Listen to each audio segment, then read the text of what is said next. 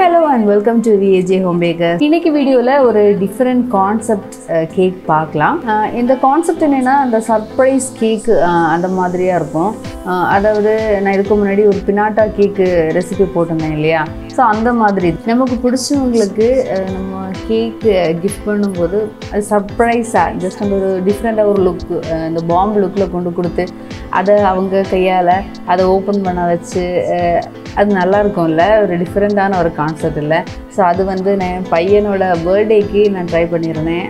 அவனுக்கு பிடிச்ச அந்த மினியன் தீம் கேக்கு வந்து அந்த பாம்புக்குள்ளே வச்சு அது கொடுத்துருந்தேன். அவன் ரொம்ப ஹாப்பி. அது ஓப்பன் ஆகி அவன் பார்த்தபோது நான் பையனோட பர்த்டேக்கு இந்த மாதிரி பாம்பு ஓப்பன் பண்ணி அந்த வீடியோ ஸ்டேட்டஸ் போட்டிருந்தேன். அதை பார்த்து எனக்கு ஒரு ஆர்டர் கிடச்சிச்சு.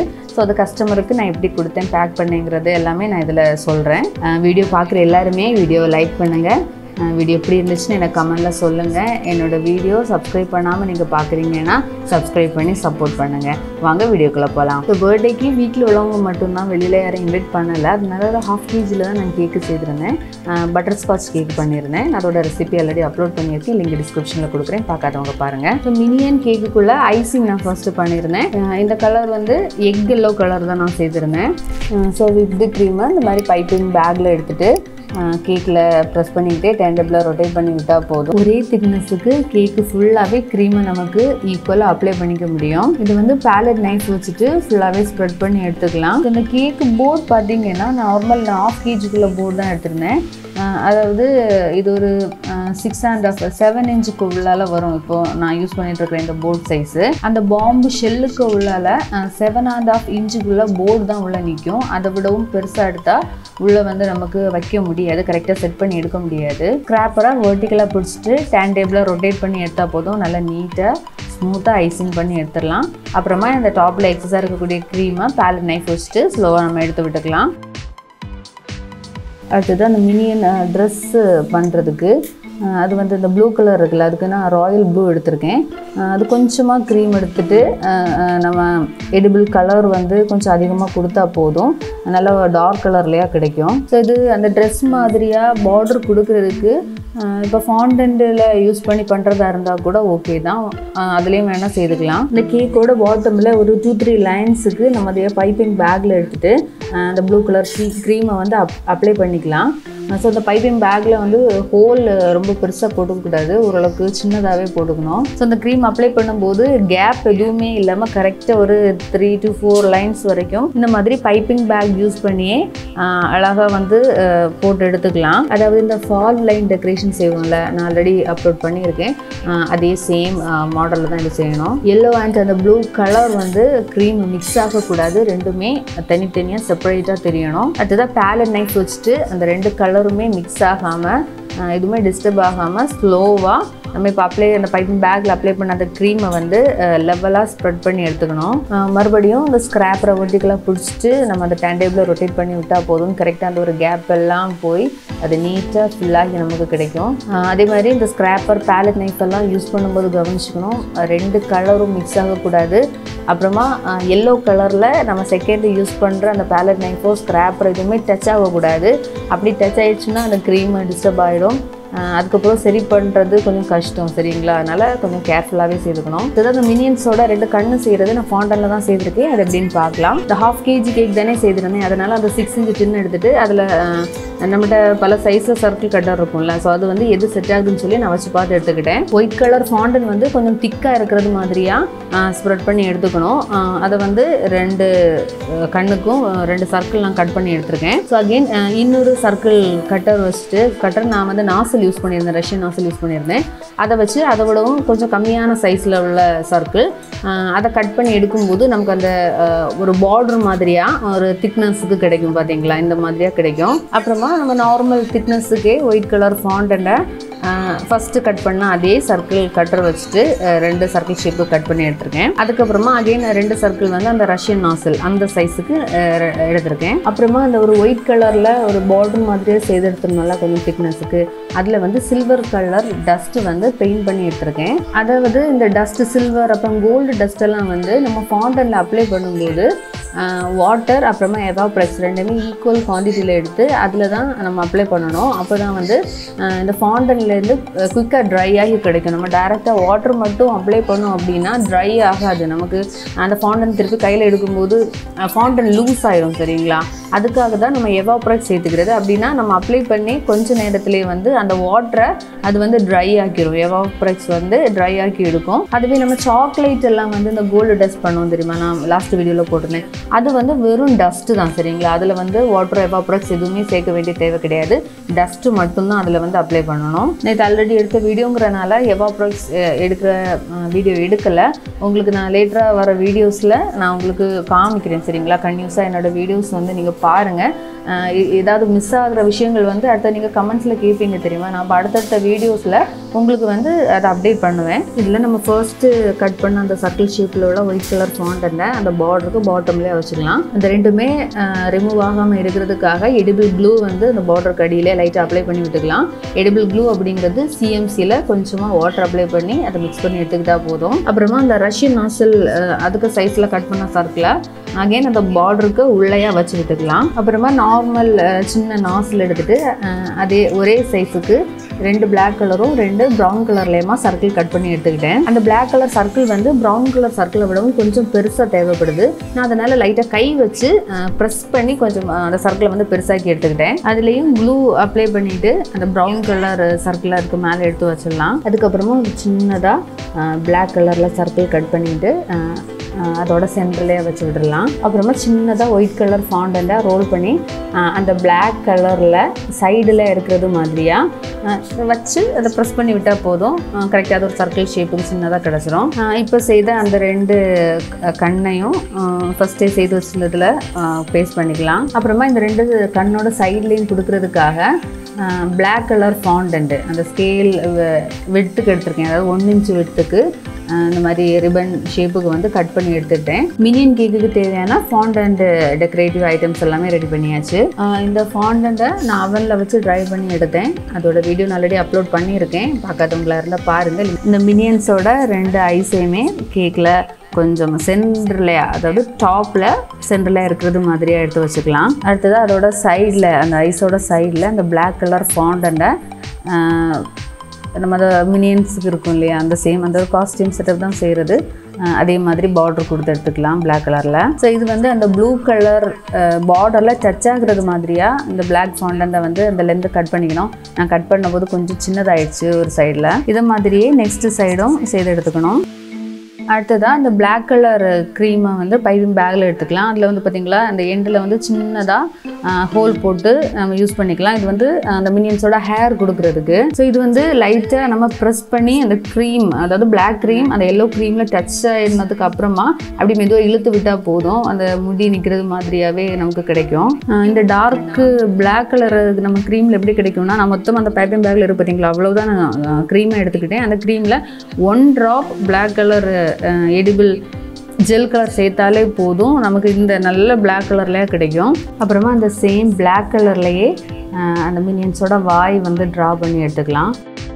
கேக்கோட ஃபுல் டெக்கரேஷன்ஸ் முடிஞ்சாச்சு. இனி இதை அந்த பாம்பில் எப்படி செட் பண்ணலாங்கிறத பார்க்கலாம். பாம்பு பார்த்தீங்கன்னா நம்ம வாங்கும்போது இந்த மாதிரியே தான் கொடுப்பாங்க. அந்த ஒரு 4 லாக் இருக்கும், ABCD. அந்த லாக்கில் ஒரு ரப்பர் பேண்ட் போட்டு நமக்கு தந்திருப்பாங்க. ஸோ இது இந்த ஓப்பன் பண்ணி இதுக்கு உள்ளால தான் நம்ம கேக்கை ப்ளேஸ் பண்ணோம்.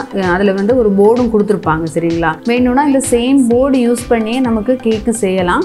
அப்படி இல்லைன்னா இதே சைஸுக்கு நம்ம வேறு போர்டு வந்து கட் பண்ணி எடுத்துக்கலாம். ஏன்னா ஒன் டைம் கேக்கு ஆயிடுச்சுன்னா அது க்ரீம் எல்லாம் ஆயிடும்ல. அதனால் அகெயின் இதே சைஸுக்கு போர்டு கட் பண்ணி நெக்ஸ்ட் டைம் வந்து நம்ம யூஸ் பண்ணிக்கணும்.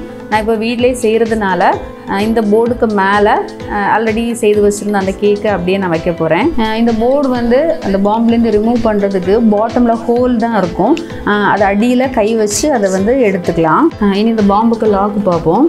இதில் வந்து 4 லாக் இருக்கும், ABCD அப்படிங்கிற மாதிரி அதில் நேம் கொடுத்துருப்பாங்க.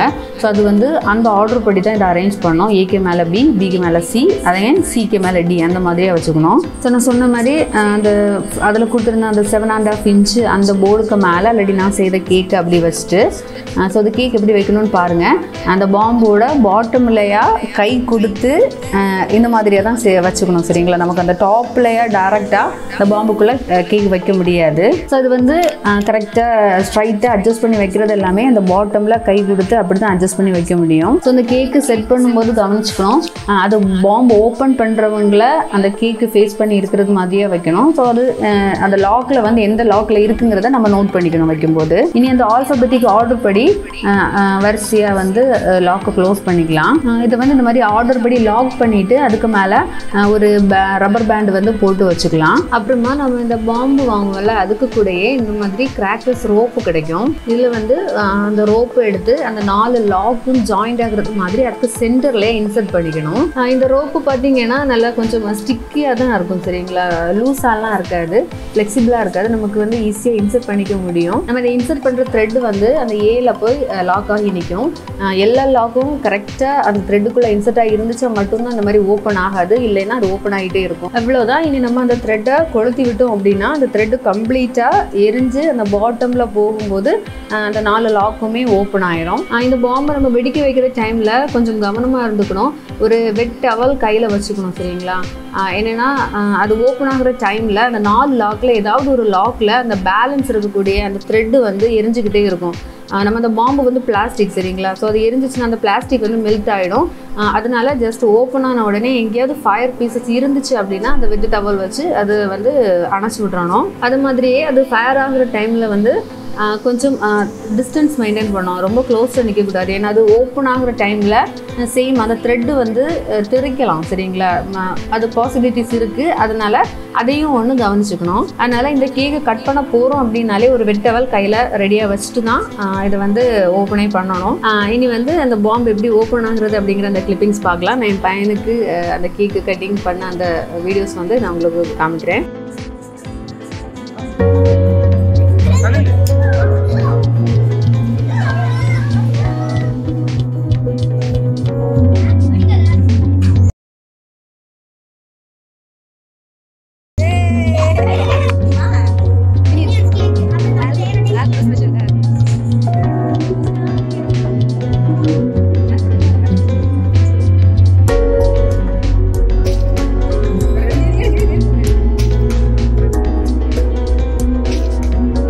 அடுத்ததான் நான் கஸ்டமருக்கு டெலிவர் பண்ண ஒரு கேக் பார்க்கலாம். இது வந்து அவங்க 1 kg கேக் கேட்டிருந்தாங்க. ஸோ 1 kg வந்து சொன்ன மாதிரி நமக்கு நார்மலாக 8 இன்ச்சு டயாவில் வரும்ன்றது தான். அப்போ போர்டு வந்து 8.5 or 9 இன்ச்சு சைஸுக்கு வேணும். பட் இது வந்து அந்த மாதிரி நமக்கு வைக்க முடியாது. ஸோ நான் 7 இன்ச்சில் ஹைட்டாக நான் பேக் பண்ணி எடுத்திருந்தேன். ஏன்னா நமக்கு அந்த போர்டு வந்து 7.5 இன்ச் ஆகும். அதனால் 7 இன்ச்சில் அந்த 4 லேயர்ஸாகவே நான் கொஞ்சம் ஹைட்டாக நான் கேக்கு செய்து கொடுத்துருந்தேன். இதில் நான் டெக்கரேஷன் வீடியோ எதுவுமே இன்க்ளூட் பண்ணலை. ஜஸ்ட்டு அதாவது நான் ஆல்ரெடி பண்ணது வந்து 1/2 kg கேக்கு, இப்போ வந்து 1 kg கேக் அதில் எப்படி வைக்கலாங்கிறதான் உங்களுக்கு நான் காமிக்கிறேன். ஸோ ஃபஸ்ட்டு அந்த கேக்கு வச்சது மாதிரியே தான் அந்த பாட்டம்லையா கையை கொடுத்து அதில் வைக்கணும். பட் இதுக்கு வந்து ஒரு ஆளோட ஹெல்ப் இருந்தால் கொஞ்சம் கூட நல்லாயிருக்கும்.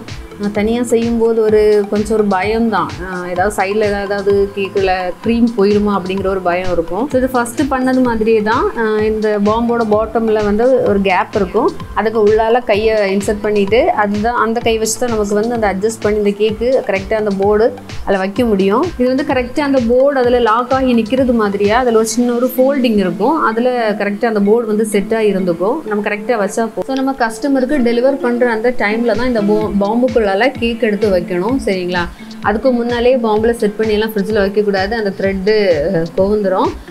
அதனால் இந்த மாதிரி லாக்கை வச்சு ரப்பர் பேண்ட் போட்டு அதுக்கு மேலே இந்த த்ரெட்டை இன்சர்ட் பண்ணி கரெக்டாக செட் பண்ணி, அதாவது ரப்பர் பேண்டை எடுத்து பார்த்துக்கணும் அது ஓப்பன் ஆகுதா இல்லையா, கரெக்டாக நிற்கிதா அப்படின்னு சொல்லி செக் பண்ணி பார்த்துட்டு அகைன் அதில் ரப்பர் பேண்ட் போட்டு தான் நம்ம வந்து கஸ்டமருக்கு டெலிவர் பண்ணணும். ஏன்னா நம்ம இப்போ 2 வீலரில் எடுத்துகிட்டு போகிற டைமில் ஏதாவது ஷேக்கெல்லாம் ஆகி அந்த த்ரெட்டு விட்டுருச்சு அப்படின்னா அந்த பாம்பு ஓப்பன் ஆகும்ல. ஸோ அந்த மாதிரி ப்ராப்ளம் வராமல் இருக்கிறதுக்கு த்ரெட்டையும் வச்சுட்டு ரப்பர் பேண்டும் போட்டு நம்ம வந்து கஸ்டமருக்கு கொடுக்கணும். அது மாதிரி அவங்கக்கிட்ட நான் ஆல்ரெடி சொன்ன அந்த ப்ரிகாஷன்ஸ் அதை வந்து சொல்லணும். எப்பவுமே ஒரு வெட் டவல் வந்து கையில் வச்சுருக்கணும் அது ஓப்பன் ஆகிற டைமில் ஃபார் சேஃப்டிக்காக சரிங்களா. நமக்கு வந்து அந்த பாம்பும் டேமேஜ் ஆகக்கூடாது, அவங்களுக்கும் கட் பண்ணுறவங்களுக்கும் என்ன ப்ராப்ளம் வந்துடக்கூடாது. ஸோ அதனால் இதை நீங்கள் சொல்லி கொடுக்கணும். ஸோ இந்த கேக்கு வந்து டெலிவரி கொடுக்குற டைமில் இப்போ கேக்கோட ப்ரைஸ் இப்போ 1 kg ரெட் வெல்வெட் வந்து 750 ருபீஸு. அப்போ அதுக்கு கூட 400 ருபீஸ் எக்ஸ்ட்ராவாக அடிஷ்னலாக நான் வாங்கிப்பேன். சரிங்களா? இந்த பாம்புக்கு வந்து ரெண்ட் அப்படிங்கிறது மாற்றியா. ஸோ அவங்க வந்து எந்த டேமேஜும் இல்லாமல் அந்த பாம்பை ரிட்டர்ன் பண்ணாங்க அப்படின்னா 200 ருபீஸ் வந்து அகெயின் நான் அவங்களுக்கு கொடுத்துருவேன் திருப்பி. ஸோ ரெண்டுக்காக நம்ம ஒரு திங்ஸ் இந்த மாதிரி இப்போ கேக் ஸ்டாண்டு இதெல்லாம் கொடுக்குறோம் அப்படின்னா இந்த மாதிரியாக தான் ரேட்டு வந்து சார்ஜ் பண்ணிக்கணும். டபுள் சார்ஜை வாங்கிட்டு அவங்க ரிட்டர்ன் பண்ணுற டைமில் ஹாஃப் ப்ரைஸை வந்து ரிட்டர்ன் பண்ணிக்கணும் அவங்களுக்கு. இது பேக் பண்ணுறதுக்கு 995, அதாவது 1 kgயில் ஹைட் பாக்ஸ் வந்து 2 எடுத்திருக்கேன். அதோட எல்லா சைடு எல்லாமே நம்ம ஃபோல்ட் பண்ணி எடுத்துக்கலாம். அப்புறமா இந்த 2 பாக்ஸையுமே ஆப்போசிட் சைடில் வச்சுட்டு நான் இதுக்கு முன்னாடி நிறைய வீடியோஸில் காமிச்சிருக்கேன். அதே மாதிரி தான் ஒரு சைடில் வந்து நம்ம நார்மல் கேக்குக்கு பேக் பண்ணுறது மாதிரியாக லாக் பண்ணி எடுத்துக்கணும். இனி இந்த பாம்பை கேக் பாக்ஸில் எடுத்து வச்சிடலாம். அப்புறமா அதோட ஆப்போசிட் சைடையும் லாக் பண்ணிவிட்டு அந்த க்ளோஸ் பண்ணுற 2 எட்ஜஸையுமே ஜாயின் பண்ணி அந்த டாப்லையா செலோ டைப் வந்து போட்டு விட்டுக்கலாம். ஸோ இது வந்து பேக் பண்ணும்போது டென்ஷனெல்லாம் தேவையில்லை. க்ரீம் வந்து அந்த பாக்ஸ்லலாம் பட்டோம் அப்படின்னலாம் கொஞ்சம் ஃப்ரீயாகவே பேக் பண்ணிக்க முடியும். இப்போ நீங்கள் நினைக்கல இந்த மாதிரி பாக்ஸ் தேவையில்லையே, பாம்பு டைரெக்டாகவே ஏதாவது கவரில் ஏதாவது போட்டு கொடுத்துக்கலாமே அப்படின்னு சொல்லி. அப்படி செய்யக்கூடாது. ஏன்னா அவங்க கையில் எடுத்துகிட்டு போகும்போது அது வந்து பேஸ் இல்லாததுனால வந்து ஷேக் ஆகிடும். உள்ளே வச்சுருக்கிற கேக்கு வந்து சரிஞ்சிடும். அதனால் இதையும் இந்த மாதிரி கேக் பாக்ஸில் பேக் பண்ணி தான் டெலிவர் பண்ணணும். இந்த வீடியோ உங்களுக்கு பிடிச்சிருக்குன்னு நான் நம்புகிறேன். வேறொரு வீடியோவில் மீண்டும் சந்திக்கலாம். பாய்.